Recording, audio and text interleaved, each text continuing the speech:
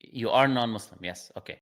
So Yeah, what are you like? Are you Christian, Jewish, Hindu? I'm atheist. I'm not a believer in any kind of higher power. Uh-huh. All right. So what can I do for you, atheist? So I have a You know, Muslim friend that I sorry. often have to. Can you hear No, me? sorry to interrupt you. I wanted to say something. It's not really like relevant to the discussion, but it's interesting that I have so many discussions with atheists that are called Max. I don't know why, you know? Really? Yes, if you go on the channel, I don't know, like I recall so many of them with the same name. Sorry, I don't know. So That's so sorry, go ahead. funny. What did you want to say? Uh, Yeah. that's so funny. So I have a Muslim friend that I often have like debates with about Islam, and I try to understand Islam from my perspective. And he basically said, "There's a few questions I can answer for you," and so I'd like to. He said, you should ask the Muslim lantern. So I'd like to do that. So I first question, which is I think a relatively simple question, is the problem of evil. I would like to know how the Islam treats the problem of evil and kind of what the answer is, and how does the Islam view Allah as like a completely good God, and basically that. Yeah. Yeah, so I dealt with the problem of evil many, many, many times, but I'll just give a Yes. very like quick summary of it, which is a very old claim, but for some reason, a lot of it is still used until today. But the problem of evil is only a problem for those who think God is only good. When you understand that God is not only good, He's also just, He's also all knowing, there is no longer a problem with the evil that happens in the world No. because the evil is intended from the beginning. Muslims believe this life is a test, which would mean Okay. that you need to have by necessity a choice between either doing right or wrong. And if you don't have a choice between doing right or wrong, you cannot be tested. Okay. And if So you have a so choice, uh-huh. so Islam is more, unlike Christianity. It's more skeptical theism rather than Allah is all good. Instead, it's Allah is. We don't really understand why Allah does things. We can only use the Quran to interpret what Allah does as best as we can. No, that's not what I was saying. No? Okay. No, absolutely not. Uh, I was saying Allah is not only good.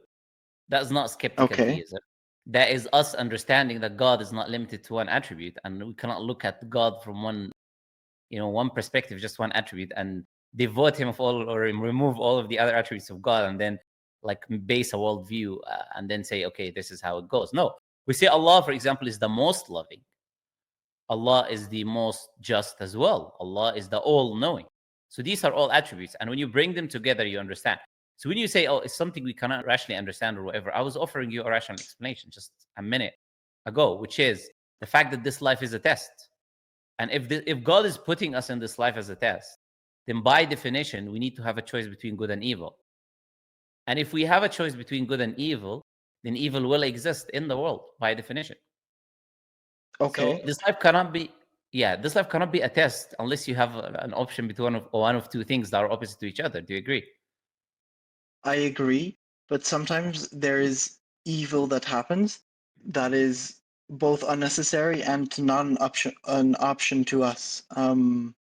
Death, rape, these kind of things, The, diseases. you, yeah, These you're are only both saying unnecessary, not an option to us. Is this just that fetuses die, that kids die? Is this something that people, that Muslims would call just? sure. By the way, the other Max, the atheist, he asked the same question. But okay, okay, Yeah, I'm gonna say, I yeah. think it's a So good question. no. It's the same. Like you kind of taken away the response that I gave and repeated the question again. If you internalize the answer that I gave you, would also respond to the question that you just made.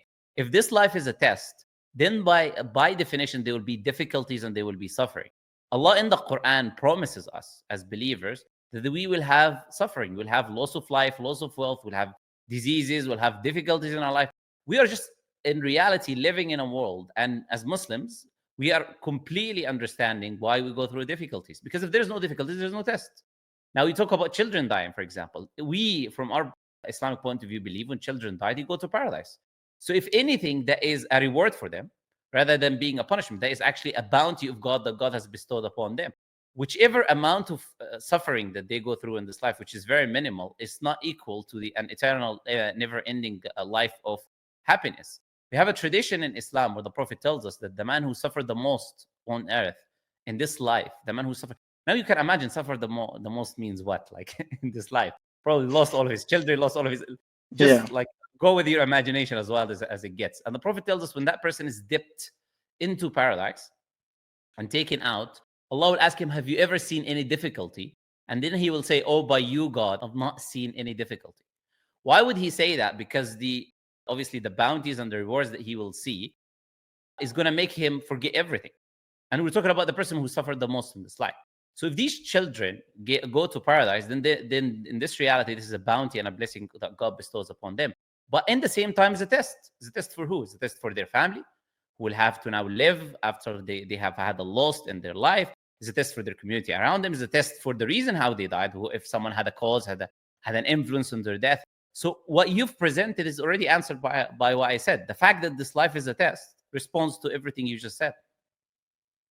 But it's the then same idea, basically. I do have a problem with your other statement, then, that you do state that Allah is good and that He is just, and I think this clashes because life can be both a test while and at the same time unnecessary evil cannot happen if Allah is omnipotent and omniscient. Sorry. Who determines what is necessary and unnecessary evil? This is just with all respect using that term, but you're not bringing an objective definition of who determines what is necessary and unnecessary. In a worldview where God exists, what God determines to be evil in existence is necessary by definition. Now, where do you bring your definition of what is necessary and unnecessary evil? How can you go through a test in this life? Now, let me ask you now a counter question. How do you live this life without any difficulties and suffering, and then this life is a test in the same time? Go ahead, tell me. So, personally, let's say life was indeed a test, and I didn't go through any suffering. No. I'm sorry. But that's not the question I asked. I asked you, tell me, how do you have this life being a test, and in the same time, there's no evil and no suffering? Tell me, how does that happen? Because I don't think life is a test. It's simple as that. I think there are some contradictory. No, if you could just let me finish. I think my main point is that there is some contradiction. I think the way so we characterize Allah as just, omniscient, and omnipotent, and good. All of these things, but I struggle. If you could explain this to me, I struggle to understand how evil, which punishes those who have done nothing wrong, could exist in a world while at the same time Allah being, all of these things. That is what I don't understand. And this is where I think your argument kind of fails, because it doesn't matter how we justify unnecessary or necessary evil. It is, I think there are some universal norms and values which tell us what that is. For example, children dying is a very good example of this. I think. Okay, so I don't want to be disrespectful, but I'm not the type of person who goes in a circle. You already brought the children example. I responded to it, but then you come back and end your talk by a children example again. Like we're not going to go in a circle. Now you said there's a contradiction. Now, where's the contradiction? You've not highlighted the contradiction. You claim that a person who suffers who done nothing wrong. Who did nothing wrong in this life? Again? Well, people who were just born, for example. Sometimes people who are just born, they die. Is being born doing something wrong? I don't think so. I think if Allah is omnipotent, then he lets people be born. I already responded to that. What happens to them in the afterlife? Now, that will only be unjust and evil and bad if that person who's born and died is going to go to hellfire, for example, or going to suffer. But you're going again in the same circle. I told you, if, for example, children are born and die, from an Islamic point of view, they're rewarded. In fact, as I told you, that is a blessing that is given to them. So But you're is just that going in the even a same circle. blessing? In the same Is time, that even a blessing? in the same time, you said that, oh, I don't believe that God is this or God is that or this life is a test. Well, you either take the worldview that God exists and then your question makes sense, or your question makes zero sense, because if there is no God, you cannot blame God for anything. So it's either you No, premise of your course question, not. it's either you premise your question, which is based on an assumption that God exists, but explanation of the evil under a worldview, or you say, I don't believe in God, and then we discuss a complete different topic, whether God exists or not. But to come when there's already a worldview that exists and there is a creator, and then that creator told you that this life is a test, I don't accept that. That makes no sense, because we already operate under that premise. If we don't operate under that premise, then we start from the beginning, whether God exists or not, and we have a complete different discussion. Now, again, you said there is a contradiction. Can you highlight to me what is that contradiction? Because you've not highlighted the contradiction. Again, the main contradiction is between what is just and what isn't. I think a lot of, if Allah is supposed to be just, then why do unjust things happen?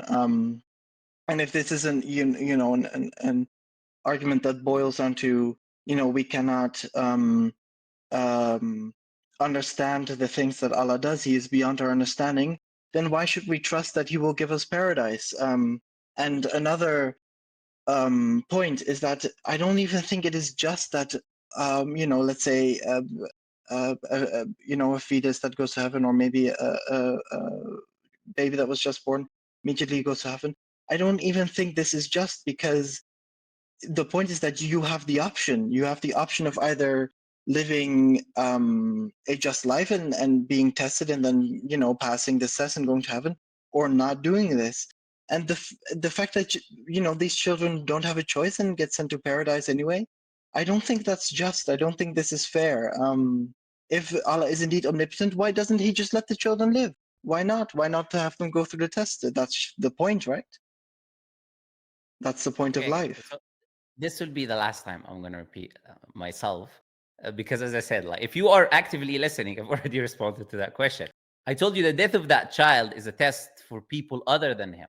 Allah tells us in the Quran, you will have loss of your children. Allah tells us in the Quran, actually, that your children are a test for you.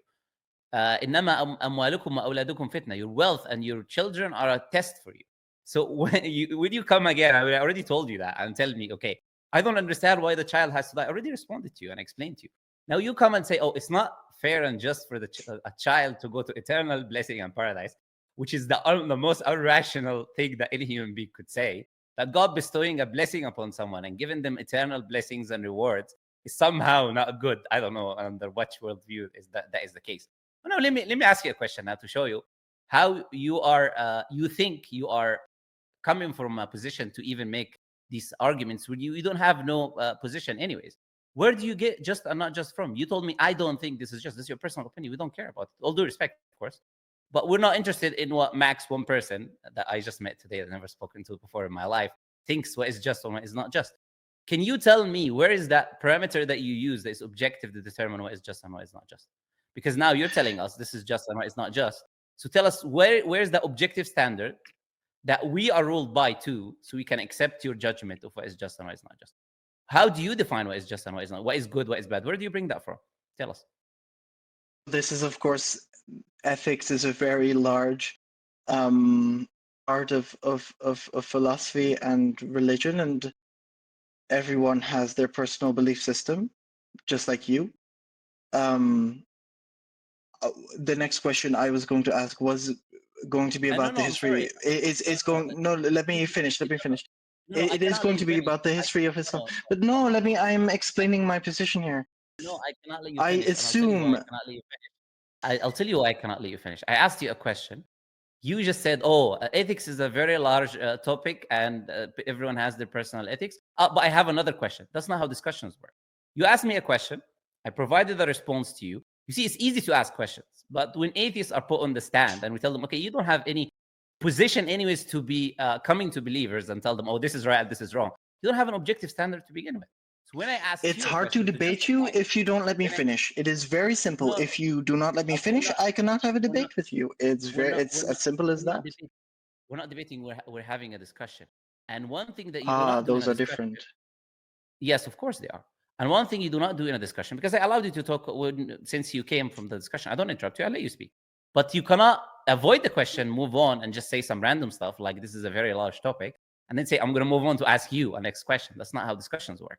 Discussions work when I ask you a question, you give me a response, and you ask me a question, I give you a response. Now my question was, I repeat it again. Once you answer it, you're welcome to ask another question. I don't mind. I allowed you to ask from the beginning. I didn't ask you. You asked me. So I asked you a question. You say this is fair, this is not fair. Where is that criteria that you use? Where do you bring this from? Where you determine this is objectively right, this is fair, this is not fair, this is just, this is not just. Where do you bring that from? Again, from a multitude of different sources, from your life experiences, from the cultural values and norms of the society that you are born into, or your religion. These are very different. But my point is that there's no objective idea of what is just and what is unjust, but there are a few universal values of what is just and unjust. And this is what I was mentioning before, is that there are, for humans and how we interpret human suffering, there are universal values of what is bad and what is not, what is good. And I struggle to accept the proposition that Islam makes of, Allah is this and this and that, but also this and this thing happens in the world. I still, even with your argument, I struggle to accept that premise. All right, so this is what you just said. You struggle to accept that Allah says this and that, but then this and that happens. Now, let me tell you what this and that is, because I already told you in our discussion. I'll repeat it for the my fourth time. The Quran already tells us that we will have suffering in life. So when you say you struggle, that there is suffering in life, when Allah told you there will be suffering in life, that makes no logical sense. Now, when it comes to what you just said, I asked you where do you bring your ethics from, and you told me life experience and society. That is the most subjective thing that you could say. So I'll put you in a time machine now, and will bring you to 4,000 years in the past where slavery was a part of society. You'll be born, your life experience and your society will tell you that slavery is a very moral thing, happens on a daily basis, and you will live under that. And based on that worldview, then slavery is okay. It was correct in a specific time. Now it's not. So your morality is relative. It's based on the society, the time, and it changes from day to another. And which you yourself just said, there is no objective morality. If there's no objective morality, then on what basis are you coming and saying this is unjust and this is just? You cannot make that claim. If you're operating from a subjective worldview, then it's only your opinion. And I can just say, I disagree with your opinion.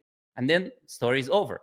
But if there is a creator, which is the case, the assumption in the discussion that we were having, then by default, that morality that comes from the creator is objective. So you cannot make the claim, oh no, the religion has this, religion has that. No, if that religion is true and that God exists, then by definition, that morality is objective. It's no longer an opinion like the one you're coming.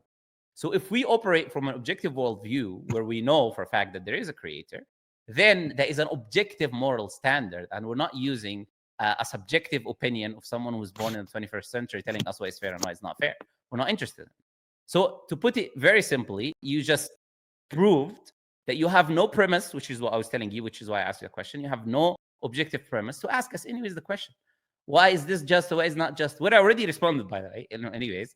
But the reason I told you that is because even though I gave you the response, you still somehow think that your worldview entitles you to tell us what we can do and what is not fair and what is not fair, which isn't the case. And now you took your headphones off. I don't know for what reason. Yes, I'm. Okay. My head. Can you still hear me? I can hear you. Yes. Okay, good. Yeah, my headphones just disconnected randomly, so I don't know what happened. So So my point was going back to when you interrupted me. I understand that in our premise in the conversation that we had, the premise was that Allah exists and there is objective morality. So I was going to go on to asking you, what is that? How do you define that? But you interrupted me before, so now I will ask this now, and then kind of lead into my next question, move on from this topic, to kind of tell me more about early Islamic history, if you know anything about this and the creation of the Quran and stuff like this. I'm very interested in this as someone who studies history. So if you could tell me a bit more about this, that would be very, very nice. Okay, first, I would say I would not appreciate you saying something which is not true and then passing over it as if it is true. Anyone can rewind the video now and they will see I only responded to you when you stopped talking. So I did not interrupt you. I let you finish what you said and you ended your talk about the society and morality and all of that. When you stopped talking, I talked. So please do not play this victim card and like make it seem as if I was like interrupt you mid your speech and I didn't allow you to finish.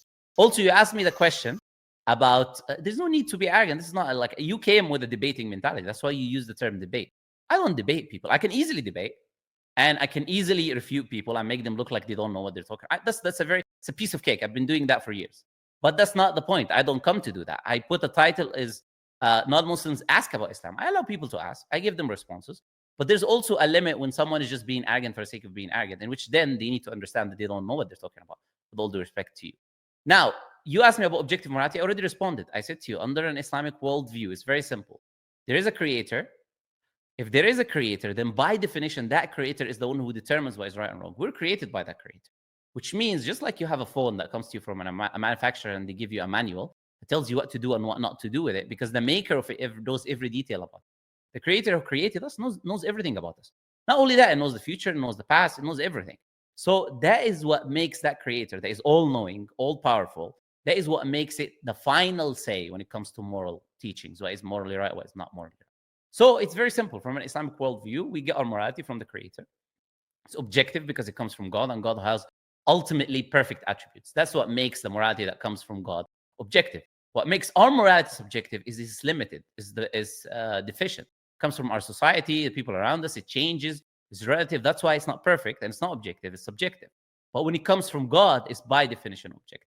Now, you asked about Islamic history as well and the Quran. You have to give me a very specific question so I can respond to you with. I'm not sure exactly what you mean by Islamic history or you said the creation of the Quran. Like we don't believe the Quran was created. We believe the Quran was revealed. But you can give me a specific question and then I'll give you a specific answer. Okay. No, I was mostly asking about the creation of the Quran, where most of the scriptures come from, who wrote them, stuff like this. I'm mostly interested in that. Yeah, so sure. So I'm going to respond, but I'll also tell you, if you'd like, after our discussion, there is a video on my channel, which is nearly an hour, which is called The History of the Quranic Text from its revelation to preservation. So it goes through the whole history of the Quranic text. Now, the Quran was revealed on a period of 23 years. It was not revealed as one book. It's revealed as different verses, many of which were circumstantial. Something happened in the life of the Prophet. Verses came down as revelation, etc. This is how the Quran was revealed. Whenever a verse of the Quran was revealed, it was written down. If a verse was revealed, a chapter was revealed, Prophet had people which we call writers of revelation, like around 50 companions, Uthman ibn Affan, Zayd ibn Thabit, Umar ibn Khattab. We know all of these companions, their date of birth, their life, what their community said about them, have all of this information. Now, those individuals, they were the writers of revelation. They wrote down the Quran when it was revealed from the Prophet ﷺ. It was compiled after the Prophet ﷺ, and it was standardized as a copy by Uthman ibn Affan, which is the copy that we have today. Now we have obviously the Quran carbon dated as well from the first century. The full Quran have the Sana'a manuscripts, which is 15,000 parchments. We have the top copy manuscript, and we don't even rely on the carbon datation. We rely on memorization because the Quran is fully memorized from beginning to end by millions of people, and they have certificates tracing them back to the Prophet ﷺ, word for word, which doesn't exist for any other faith on earth other than Muslims. Nobody else memorizes their text the way we do. Okay, thank you. And then the last question I had for you was a lot of verses in the Quran now, kind of in our modern world, would definitely be viewed as sexist. How do Muslims treat this? How that women are treated unequally when compared to men. What is your opinion when it comes to this? Okay, so that will trace back to the same discussion that we were having about morality. Sexism, or what is sexist, is defined by a very subjective worldview. Can bring a random lady that tells you this act is sexist. You get another random lady that tells you this is very gentleman-like, same behavior, and she'll tell you that. So we don't operate from subjective worldviews. Plus, we don't say, also, what do you mean by sexist? Let me ask you the question, because you come from a subjective worldview. What is your definition of sexist? And give an example of a verse in the Quran that you say is sexist. Because you say there's verses that can be viewed as that. as far as I know, there was a verse. I sent them to my friend some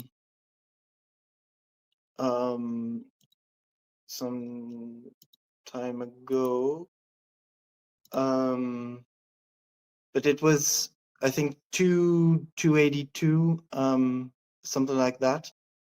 Basically Sure. quoting, men are in charge of women because God has given some of them excellence over others, and because men have the liability for expenditure on women. That's not 282. That's incorrect. That's 434. 434, that one. Yes, 434. There we go. Sure. Where's the problem with that first? That Allah says that men are in charge of women. Is that what you're telling me? Well, Which part? I just want to know. I think most of at least the Western world would call this a disgusting verse. That is completely unrealistic and Sorry. morally Tell me very again. questionable. And my question is, clarify what you're saying. What Western, you use the term disgusting, they wouldn't. What Western world are you talking about? And which part of the verse? You're saying that men are in charge of women. That part. Which part? I want to understand. What do you mean? Yes, oh, my phone is about to die. I need to grab the charger. Wait.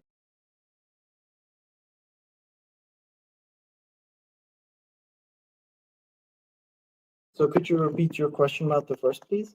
You claimed something about the Western world saying that this verse is disgusting or whatever. Now, you're talking about the fact that the verse says that men are in charge of women, correct? This part. Yeah. Now, what religion did the Western world, still most of the conservatives in the Western world until this day follow, and followed in the past until very recently, liberalism, for all human history? What religion were they following? From the time of Jesus onward, or the time of the Roman Empire? What religion was it? Christianity, of course. Christianity. Do you know what Christianity says about the relationship between man and woman? Of course I know Christianity is also very sexist, which is why I'm not a Christian. Sure. So you add no. It doesn't. But this is not about you. This is not about you. You made a claim that all of the Western world is going to describe this verse. So now retract your claim because you clearly don't know what you're talking about. I did that not Western say world. Western world. You can go back in the VOD and you will see said the Western world. The Western world. What did you say then? I said in the Western world, not all of the Western world. Look, where in the Western world? Where you are, for example? You know, a more broad societal, values that exist in the Western world. This does not mean that every individual in the Western world has these values, but these are broadly. That's incorrect. So it's not the majority as well. That's also incorrect. To claim is that either claim is the majority, or to claim it's the Western world, like this in capital letters. That's not the case. The Bible is very, very, very explicit. It says the head of every woman is man. There's nothing more clearer that you can find like this in the Bible. Also, relationships, even for liberal people, relationships, if you allow me to just finish, even relationships for the liberal people, not for Christian people, there's two types of relationships that people abide and live by. Some people will live the relationship based on a liberal world standard, where they will say partnership, which is never a partnership because it is two people. There's always a person who makes a decision in the end. And many people will say, I prefer a traditional lifestyle, even though they're atheists, even though they're agnostic, which is the overwhelming. If you look at studies, it will be the overwhelming majority of women. If you look, for example, Pew Research Institute, they conducted a study and they looked at the most important attributes that women look at when they look at men. And you have atheists, you have agnostics being conducted in these studies, and they would say leadership. So they value leadership in their partner, i.e. the man. You look at the same study done for men, it's never leadership. It's never looking for women to lead them, because that's not the case. Maybe you like women to lead you and tell you where to go and what to do. But the overwhelming majority of men that are actually men, they are in charge of their household. They are the man of the house, and they also have responsibilities like taking care of the household, providing for their families, protecting their misogynistic pseudoscience, and I am incredibly disappointed that you believe in this. It is bull misogynistic pseudoscience, and if I had a napkin around me, I'll bring it to you, but I do not have a napkin around me. People, I apologize, please, I don't have a napkin. If you this feel is bullshit misogynistic pseudoscience. It's so bad. It's so bad. No, not most Western women want. So that is your argument as an atheist. An An emotional argument. Man, like, it's so bad. bull, whatever it is, because I don't use these words, is your argument essentially. It's a very strong I'm argument, saying but that I will what let you're you go here. saying Okay, Max. makes no We sense. had a discussion, we had a call. I did respond to whatever non-rational claims you provided. You ended up in this, using these Non-rational, words, yes, of which course. are just emotional, and this is Yeah, BS or whatever, this and that. There's because nothing to the respond things to there you because there is no, mentioned are also rational. Yes, because there is no argument there. Yeah, I'll let people judge on that, my friend. So I'll let yeah. you go over here. Enjoy the rest of your day, my friend. Bye bye.